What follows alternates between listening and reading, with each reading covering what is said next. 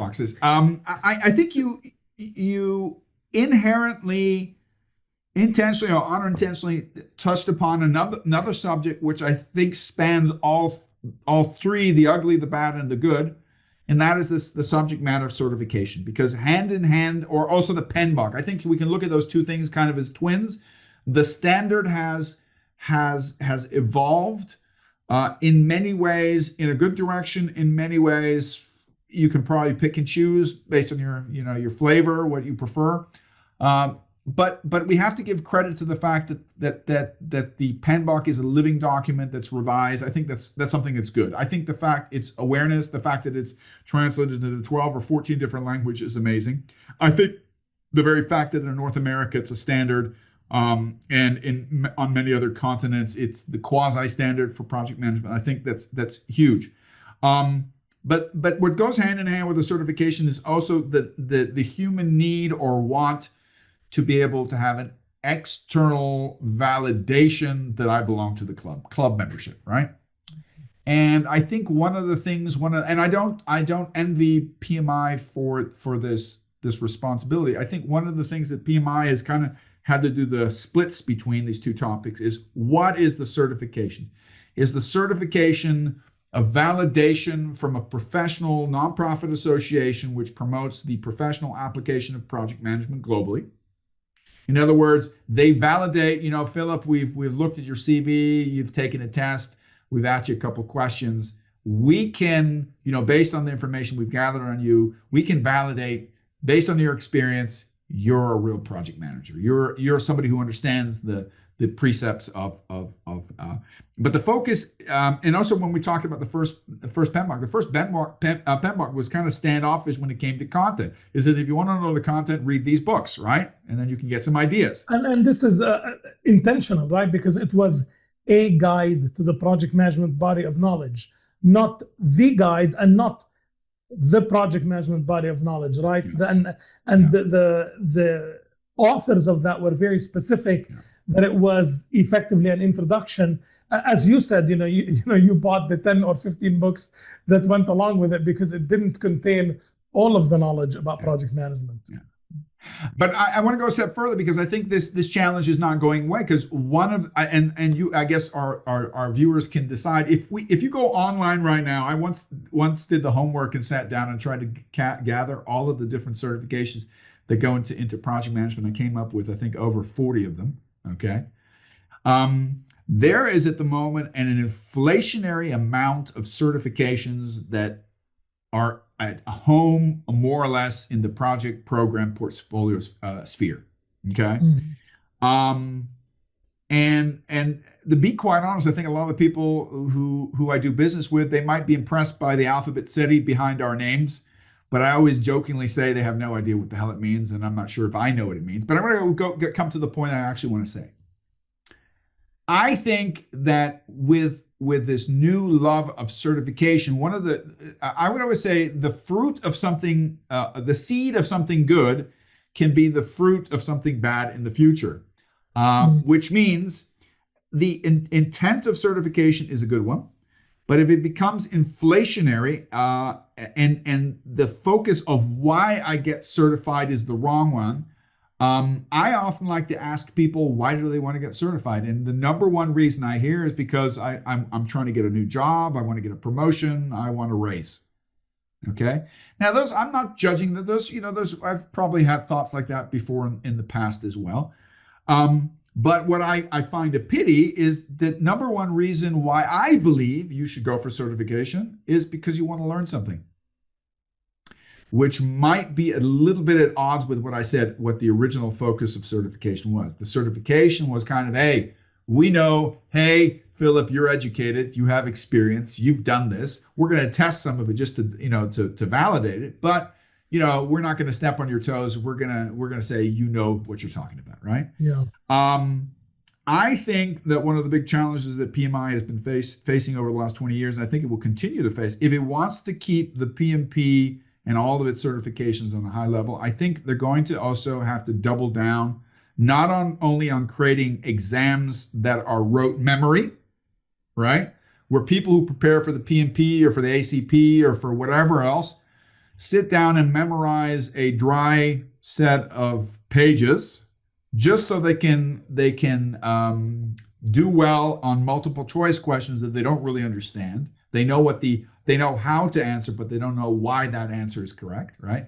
Yeah. Because I think that's one maybe ugly face that's out there with certification right now. I know a number of people who are certified who I bow before. They are, they're titans of the industry and they're knowledgeable, and I'd love to have a long-term conversation with them. But there's a lot of people where, I've actually heard statements like this. I got my PMP. It was tough to prepare for. I had to learn a bunch of stuff I've never heard of before. I don't understand why I need it. I managed to squeeze by in the exam, and now that the exam is over, nothing of what is in the pen block is what we actually do in real life. And that's a danger. Wouldn't you agree? I think it is a danger. I have to say that I have strategically avoided throughout my career. Even when I was doing training, I've never done PMP training as part of my professional activities on purpose. The only time that I actually taught a PMP course was early in my career as a volunteer activity with my local chapter. And that's been many, many years ago. You're smart and a quick learner. I avoided it. I thought, to me, it felt almost like a conflict of interest at the time when I was on the board. Yeah. Even though it wasn't specifically, I just felt like it was easier to avoid it, because then there was no implication that if you took my PMP course, you had some sort of end to pass the exam. As I heard you talk about some of the challenges, one thing that I will say, looking back, when I first got introduced to the PMP, I remember folks telling me that it was designed as a knowledge-based certification, not as a competency-based certification. When I was with IBM, actually, the IBM Center of Excellence had designed and implemented a competency-based certification. Yeah. We're talking about now over almost 30 years ago when they started that process. And within that context of competency-based, the PMP, believe it or not, IBM had decided that it was the first step towards establishing a competency-based IBM certification. So for us within IBM, having the PMP meant that we had the language and we had the knowledge. Then came the test, which was predominantly an interview-based and the documentation of experiences to demonstrate competency, almost like a license. The difference between a PMP type certification versus a driver's license is that the license gives you authority to drive the vehicle, whereas the PMP is not a license. It doesn't give you the authority to manage a project. Now, we realize that almost many organizations, if not all organizations these days, ask for the PMP certification as a precursor to having a position in project management, but it's still not positioned as that.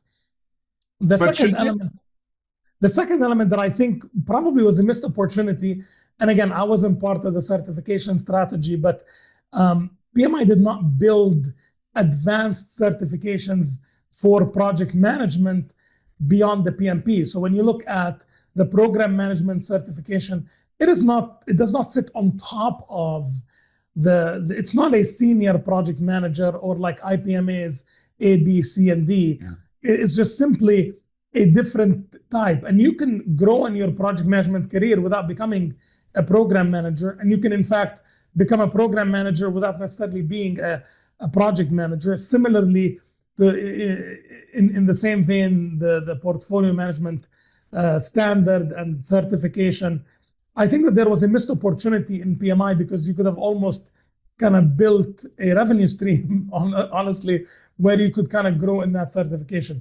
In the job market at large, and this is not just within project management, I totally agree with you. There is an ugly side, and it's very visible on resumes, on LinkedIn, and everywhere, where someone has an alphabet soup of certifications, and you even see it even beyond certifications. You see someone that says, "I'm a Harvard graduate," and you look at their LinkedIn profile, they attended a 3-day course at Harvard, or they drove through Harvard University and now they are. Which, those programs are okay, but they're not the same thing as a degree. Yeah. And again, it's not necessarily a knock on the program, but there is a huge difference between having a 2-year MBA or a 5-year PhD, whatever that might be, from a particular academic institution versus attending a weekend course or even attending an executive certification program.